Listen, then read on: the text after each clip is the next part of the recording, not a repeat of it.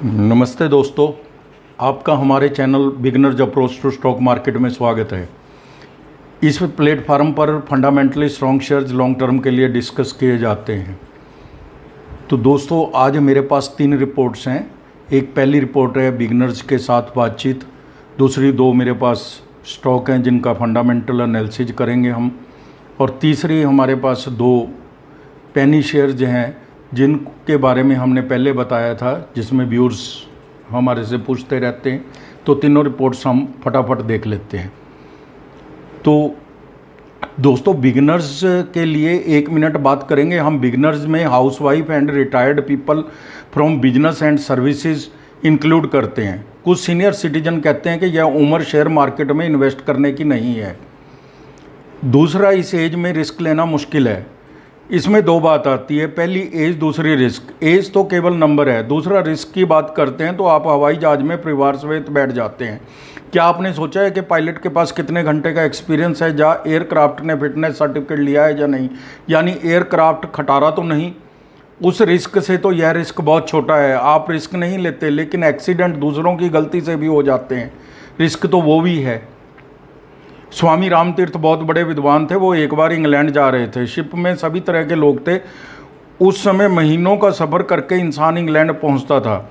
एक बूढ़ा व्यक्ति चीनी भाषा सीख रहा था, तो एक दिन स्वामी रामतीर्थ से रहा नहीं गया। उसने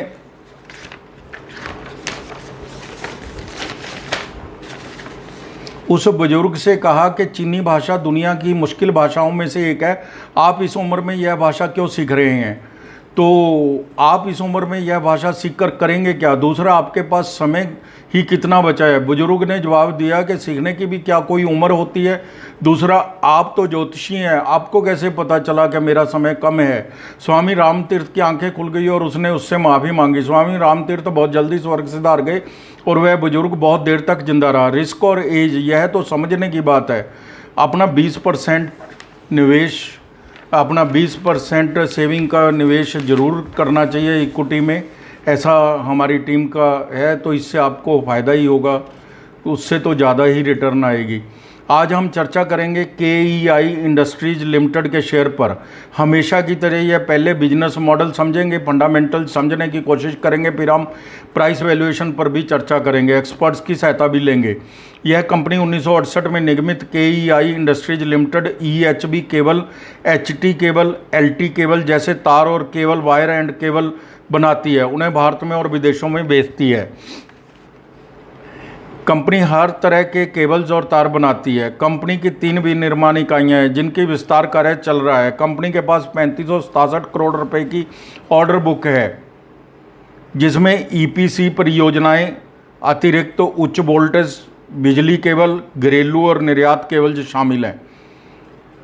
सेल नेटवर्क है जो इसका 30,000 चैनल भागीदार हैं, 38 शाखा कार्यालय, 22 डिपो हैं और 23 गोडाउन हैं। रिटेल में 1650 वितरण भागीदार हैं। ग्राहकों को यह बिजली, तेल, रिफाइनरी, रेलवे आदि जैसे क्षेत्रों की केबलिंग आवश्यकताओं की पूर्ति करता है। HSBC और इन्फोसिस इसके प्रमुख ग्राहक हैं। LT केबल्स के सबसे ज़्यादा 41% रेवेन्यू आता है, रिटेल से 44%, इंस्टीट्यूशन से 46% और एक्सपोर्ट से 10% रेवेन्यू आता है। केबल्स 91% की कैपेसिटी पर, घरेलू तार 71% की कैपेसिटी पर और स्टेनलेस स्टील तार 87% की कैपेसिटी पर इकाइयाँ काम कर रही है। KEI को अमेरिकी बाजार के लिए LT केबल, HT केबल और सोलर केबल की मंजूरी मिल गई है। अमेरिकी बाजार में बिजली, गैस और पेट्रोलियम केबल्स की यह बिक्री शुरू करेंगे। तेल, गैस और शिपिंग में अपनी हिस्सेदारी बढ़ाना चाहती है कंपनी का बिजनेस मॉडल शानदार है। हमारी टीम इसको 10 में से 10 नंबर देती है। अब हम KEI इंडस्ट्रीज़ के फंडामेंटल समझने की कोशिश करेंगे। मार्केट कैप 23,426 करोड़ है। स्टॉक भी 47.3 है। बुक वैल्यू 287 रुपये पर शेयर है। ROCE 25.80% है। ROE 20.20% है। फेस वैल्यू 2 रुपये है। अब हम प्रॉस एंड कॉन्स भी चेक करेंगे। कंपनी कर्ज मुक्त है। कंपनी ने पिछले 5 वर्षों में 27% की CAGR से प्रॉफिट ग्रोथ दिखाई है। डेटर डेज 93 दिन से कम होकर 73 दिन रह गए हैं। कॉन्स्टेंट नील है। तिमाही और वार्षिक नतीजे भी कंपेयर करेंगे, बिक्री है जो जून 22 के अंदर 1565 करोड़ थी और मार्च 23 के अंदर 1955 करोड़ थी और जून 23 के अंदर 1783 करोड़ थी। ओपीएम 10% था, 10% ही है तीनों में। नेट प्रॉफिट है जो 104 करोड़ था जून 22 के अंदर, मार्च 23 के अंदर 138 करोड़ है और जून 23 के अंदर 121 करोड़ है। सेल पिछले साल के जून में क्वार्टर के मुकाबले बढ़ी है, ओपीएम मेंटेन्ड है, नेट प्रॉफिट में वृद्धि है। एनुअल रिजल्ट्स भी कंपेयर कर लेते हैं। बिक्री मार्च 22 के अंदर 5727 करोड़ थी और जो बढ़कर 6912 करोड़ हो गई। ओपीएम 10% ही है। नेट प्रॉफिट 508 करोड़ से बढ़कर 642 करोड़ हो गया। वाईओ कंपनी ने बहुत अच्छे रिजल्ट्स पेश किए हैं। हम कंपनी के कुछ पैरामीटर चेक कर लेते हैं। सेल पिछले 10 वर्ष में 15% की CAGR से बढ़ी है। प्रॉफिट ग्रोथ है जो वो 34% की CAGR से बढ़े हैं और स्टॉक प्राइस है पिछले 10 साल में 79% की CAGR से बढ़ी है। 79%, 79%। बैलेंस शीट देखते हैं। रिजर्व है जो 2571 करोड़ के, बोरिंग 162 करोड़ है। Cash and cash equivalent 15 crore है। बहुत अच्छी मजबूत बैलेंस शीट है। कंपनी लगभग डेट फ्री है। कैश फ्लो प्लस 121 करोड़ है। कैश की कोई दिक्कत नहीं है कंपनी को, कंपनी के पास कैश सरप्लस रहता है। कुछ और डाटा देखते हैं। कर्जदार दिन डेटर डेज 89 डेज से कम होकर 73 दिन रह गए और इन्वेंट्री डेज 96 डेज से कम होकर 78 डेज रह गए हैं। वर्किंग कैपिटल 102 दिन से कम होकर 87 दिन रह गई है। ROCE 24% से बढ़कर 26% हो गई है।